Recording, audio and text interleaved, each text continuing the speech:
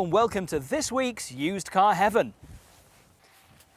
And as the two Ronnies would say, in another packed programme, our car doctor is back in the surgery.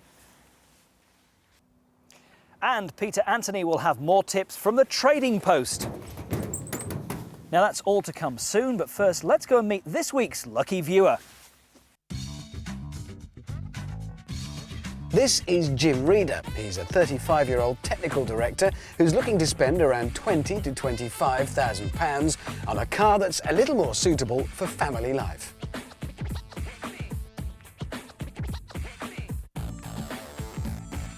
So Jim, at the moment you're currently driving the 9.3 convertible. You've been pleased with that? Yeah, it's been great. Unfortunately, in this country we don't usually get the weather for that type of car. And what's the reason that you want to change the car now? 2 kids, basically. 2 kids. So it's not the ideal car, is it? It's not that practical, no. I mean, how many sort of miles do you do a year? What's the car anything you're up looking... to about 40,000. So you're looking for something that's comfortable, refined, good cruiser? Absolutely, yeah. And what sort of budget have you got?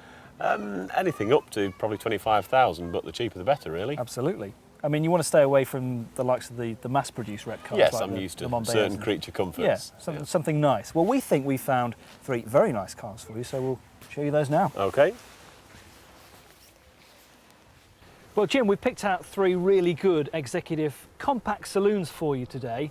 The first of those is the BMW 3 Series. What do you reckon to these cars? It looks a beautiful car. Nice wheels, leather interior. Looks very nice indeed. The price of this when it was new was pushing 30 grand. Wow.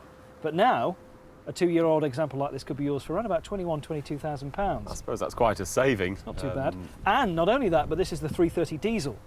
Have you considered a diesel? Would you go for one of those, do you think? Very much so, both for tax reasons with a company vehicle and also economy. So you like the 3 Series? Yes. Well, the second of those cars is the Alfa Romeo 156. Now, this has been around since 1998. It's just had a midlife sort of facelift recently, but there's something about the Alfa, isn't there? Yes, I think it's seen very much as a driver's car. Certainly people that I've spoken to who've owned them or driven them have said it's a great car to drive. It's got a certain style to it. Yeah, looks a nice car. I mean, maybe the only thing that does perhaps let them down is the build quality, but who knows? Well, you get a chance to have a drive of it and see what you think Great. on the road soon. And the final car is, well, probably the newest of the 3. It's the Audi A4, only introduced just over a year ago. What do you reckon to the A4s? It looks a beautiful car from the outside, and certainly in terms of the styling, it does look the most contemporary. The Alfa Romeo is the cheapest of the 3 cars, perhaps unsurprisingly, at just over £13,000. And this is sort of mid-price. I mean, new this would have been around about £21,000. This is a 1.8 turbo sport. It's not the Quattro, but it's a year old. It's done a fairly high mileage in a year, about 30,000, but now it's dropped down to just over 16 grand. That's quite a good price for a relatively new car. And it's a good saving, isn't it? And with the build quality and that sort of mileage, I wouldn't see that as a problem. Wouldn't be any problem. And of course, this is a petrol, whereas the other 2 are diesels. So it'll be interesting to compare how they drive. Yes, it'll be an interesting comparison. Right, well, let's take this one out first. Okay.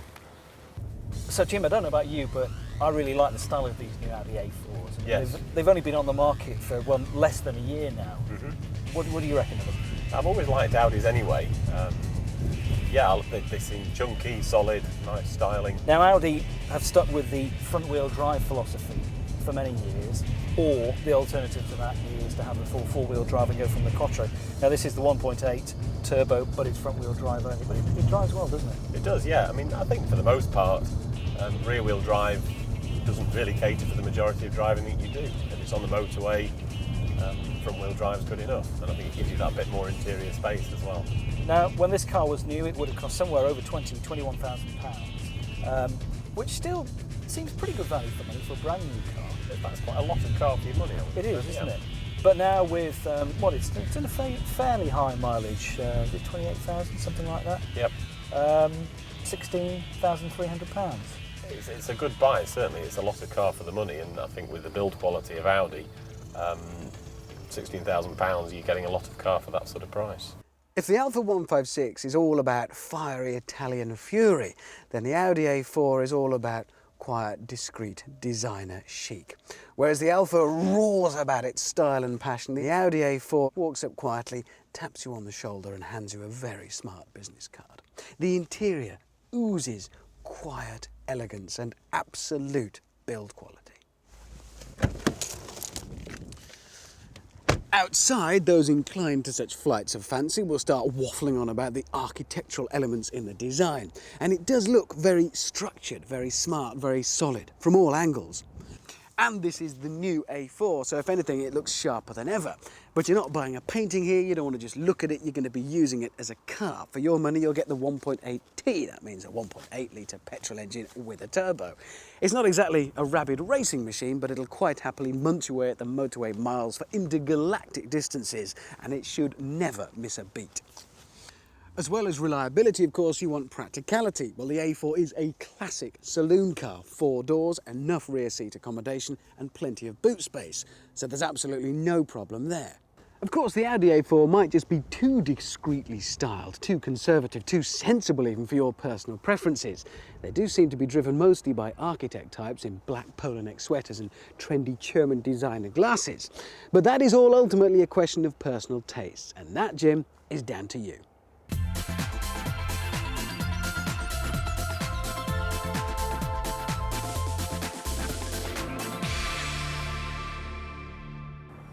Well, Jim, you've had a chance to drive this fine piece of German engineering. What do you think? I really liked it. I think it looks a great car on the road. It was very nice inside, like the interior.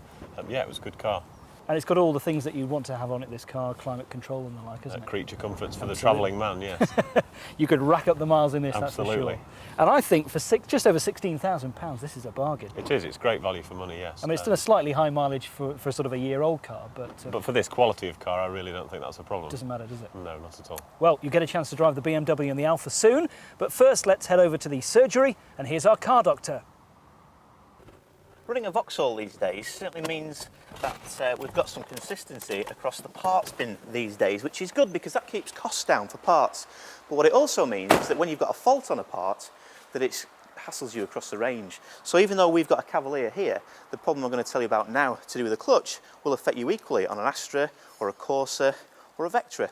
And the simple problem on these is that the clutch cables are very prone to snapping where it connects to the clutch pedal.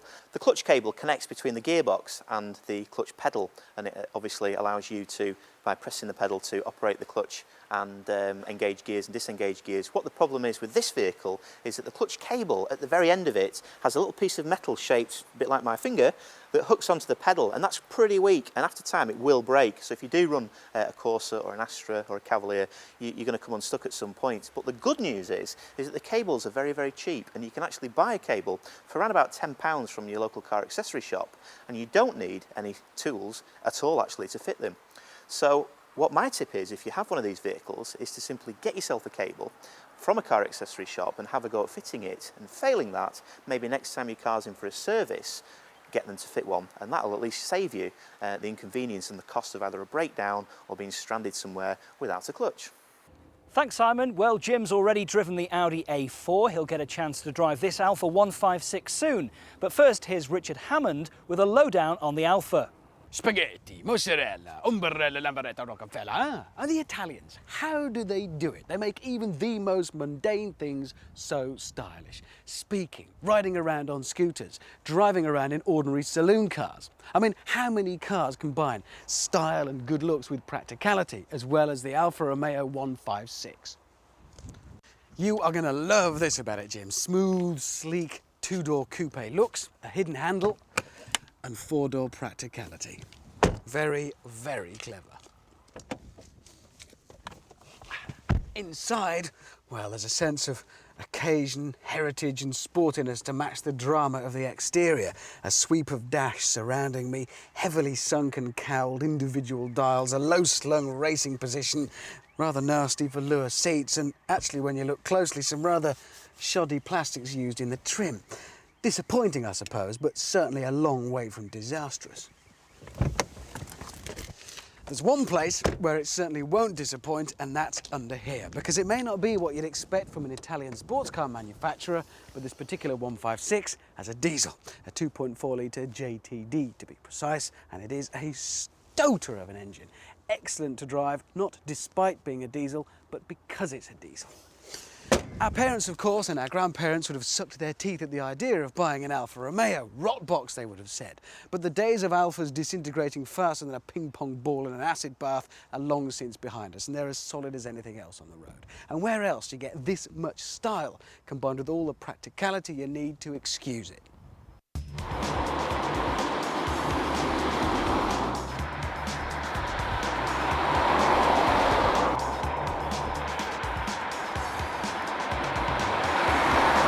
What do you think about the Alfas? When it first came out, the styling was quite revolutionary, and I think to some extent it still is. And of course that sort of coupe look to it with the door handles for the rear being disguised. Yes, appeals to the boy racer. It does, doesn't it?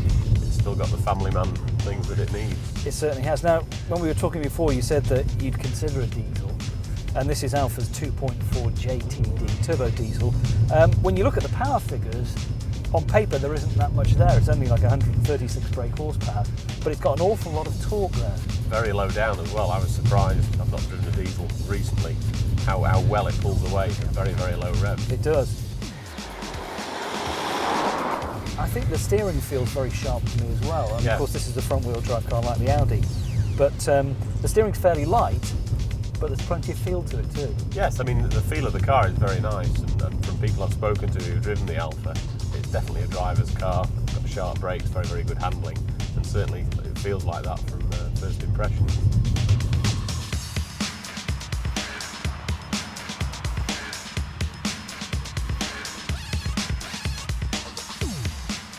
Well, Jim, when we were looking around for the three cars to come up with for you today, we'd have to come up with something a little bit different for you rather than just three German cars. So, I mean, I think that the Alfa 156 is that little bit different, isn't it? Yeah, I was pleasantly surprised, and the car felt really responsive, really light on the road. It was nice to drive. And what did you make of that 2.4 turbo diesel engine? Very, very powerful, low down in the revs. I was very surprised. Would that annoy you perhaps that it's maybe a little bit difficult to drive at sort of lower speeds around town, isn't it? Possibly. I suppose you get used to it over time, but yes, it was very, very sort of bright round at slow speeds. And it's fairly noisy at low tick-over speeds as well. Yeah, I suppose it is, but that's probably true of all diesels. I mean, I think that the Alfa 156 is a stunning-looking car to look at, isn't it? It is. It looks great, although the interior may be not as good as some of the German cars that we're looking at. Maybe its biggest letdown, isn't it? Yeah, very probably. But just look at the price of it, though. I mean, just over £13,000 for a year-old example is a bit of a bargain, really. It is, and the mileage is very low on this car as well. So yes, it is a lot of car for that sort of money. So you'd certainly consider this? Absolutely, yeah. Right, well, Jim will get a chance to drive the BMW 3 Series. Stay with us.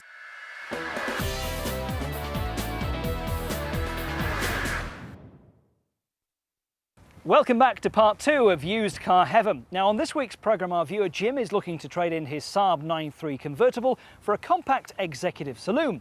He's already had the chance to drive the Audi A4 and the Alfa Romeo 156, and soon he'll be driving this BMW 330 diesel.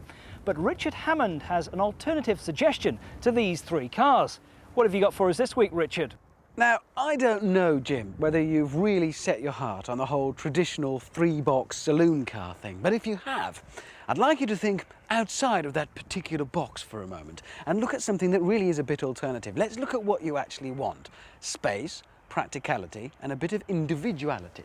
Well, I think we might well have a possible contender here in the Ford Maverick.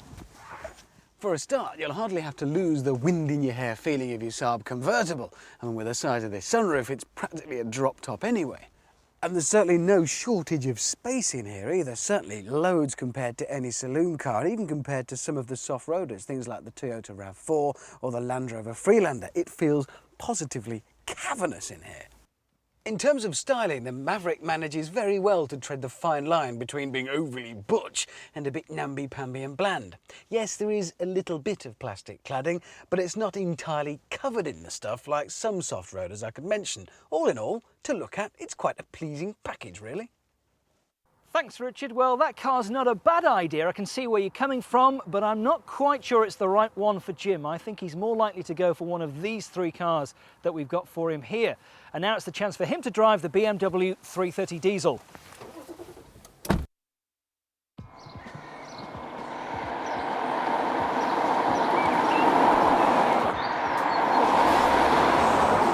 Now, I think, Jim, that BMW's 3 Series has been the benchmark for this sort of size of car for many, many years. Very definitely, yeah.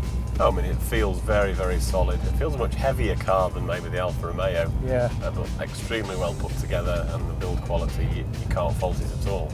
And of course, this is the 330 diesel, so it's quite powerful for a diesel. I mean, it's 184 brake horsepower. It's more powerful than a lot of petrol engines. It is, absolutely.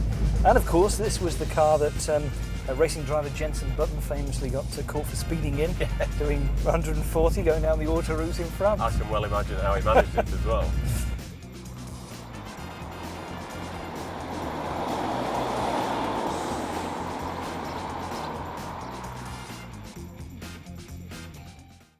Those Germans, there's no getting around it, they really do know a thing or two about making cars in this class. They know that buyers of this class want bulletproof reliability, they want practicality and comfort, they want 4 doors and a boot, but they also want something else, prestige, style. And in the case of BMW and Audi, that comes in the name, it's full of class.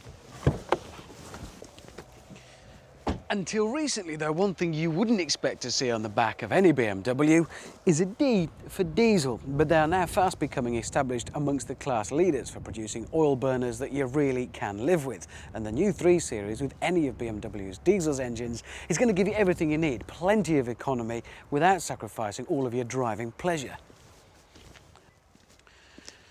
It's rear-wheel drive, of course, it's a BMW, what else? But it's maybe not going to be quite as thrilling a drive as some of the hotter versions in the BMW 3 Series range. Inside, the cabin is perhaps a little racier in feel and flavour than the Audi's super smooth interior, but you don't lose any of the quality of build, fit, finish and materials used. Give it another 150,000 miles and it'll look pretty much exactly the same in here as it does today, which is good to know. Getting back to that question of image though, Jim, BMW have in recent years been in danger of becoming, if anything, a victim of their own success. They've sold so many of these things that you can hardly claim to be exclusive driving around in one anymore. Let's face it, if you opt for the 3 Series, you're not going to stand out from the crowd, however brilliant a car it is. You can just about hear the diesel clattering through, can't you? Just, but I can imagine at sort of speeds on the motorway that would disappear. Absolutely. But you don't really feel that it is a diesel when you're driving it. It feels very, very nice to drive. A lot heavier than the Alfa Romeo, I think, as I said before. But I think that means you feel that it's a real quality car when you do drive it. And of course, unlike the other 2 cars, this one's rear-wheel drive. Yes, I mean, I know that one of BMW's advertising things is the 50-50 balance. That's right. And the sort of poise of the car on the road. And yes, it feels very, very comfortable on the road. Going around the bends, it feels very, very nice indeed.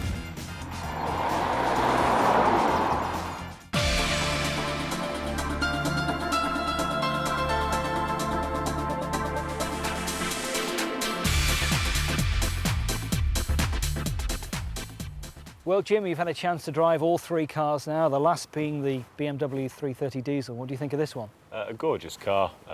Everything you'd expect from a BMW, really. You can see why, you know, people love these cars and why they're selling such huge numbers. Well, you can't fault the car. It is a beautiful car. You can't, can you? I mean, sort of that speed in sort of 2nd and 3rd gear when you floor it, I mean, it just takes off, this thing, doesn't it? It is a very, very fast car, yeah. But what about the price? I think that's probably the biggest sticking point. I mean, I know you sort of set yourself 25 grand as a budget, but would you pay that sort of 21, 22 for a 2-year-old one of these? I really don't know. Yes, 25,000 is an absolute top, but on a 2-year-old car, it's a lot of money to spend. You want something brand new, really, wouldn't you? Yeah. Well, your final decision coming up very soon, Jim. But before that, let's head off to the trading post. This week, I'm going to be talking about the 1980s classic hatchback, the Ford Sierra RS Cosworth.